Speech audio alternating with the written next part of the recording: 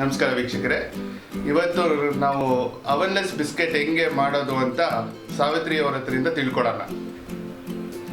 Welcome Savitri ಅವರೇ ನಮ್ಮ channel foodies ಟಿವಿಗೆ. ನಮಸ್ಕಾರ.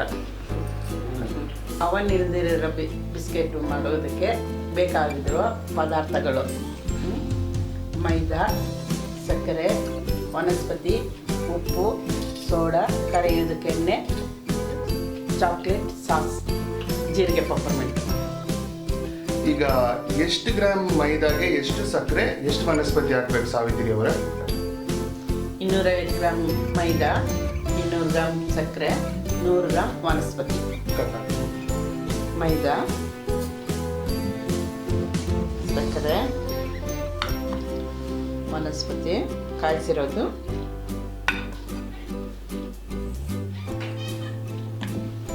ಸ್ವಲ್ಪ ಉಪ್ಪು, ಸ್ವಲ್ಪ ಸೋಡಾ,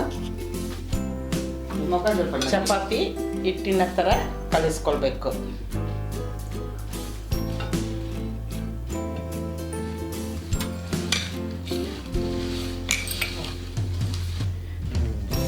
ಕಲಸಿನ ಹಿಟ್ಟಿನ ಚಪಾತಿ ಥರ ಲಟ್ಟಿಸ್ಕೊಳ್ಬೇಕು.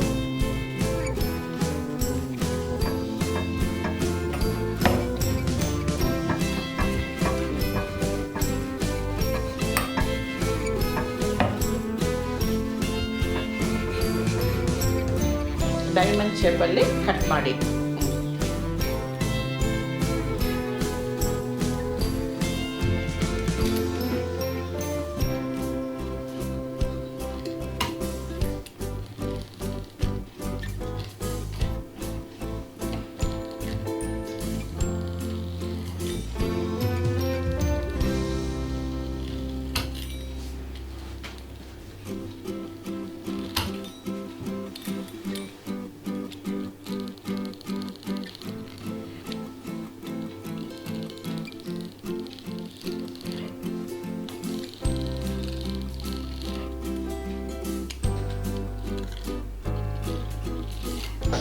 ಎಣ್ಣೆಯಲ್ಲಿ ಹಾಕಿ ಫ್ರೈ ಮಾಡಬೇಕು.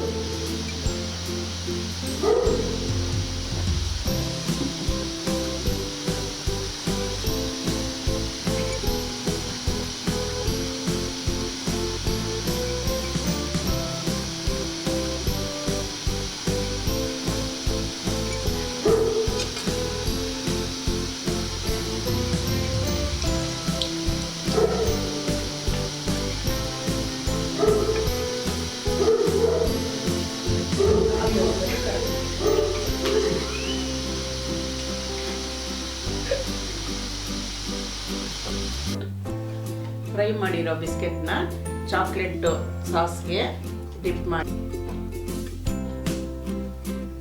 ಜೀರಿಗೆ ಪಪ್ಪರ್ಮೆಂಟ್ಗೆ ಡೆಕೋರೇಷನ್ ಮಾಡಿ. ಓವನ್ಲೆಸ್ ಬಿಸ್ಕೆಟ್ ರೆಡಿ.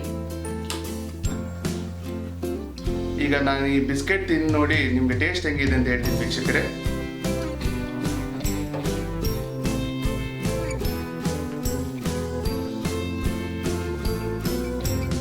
ನೀವು ಸ್ವಲ್ಪ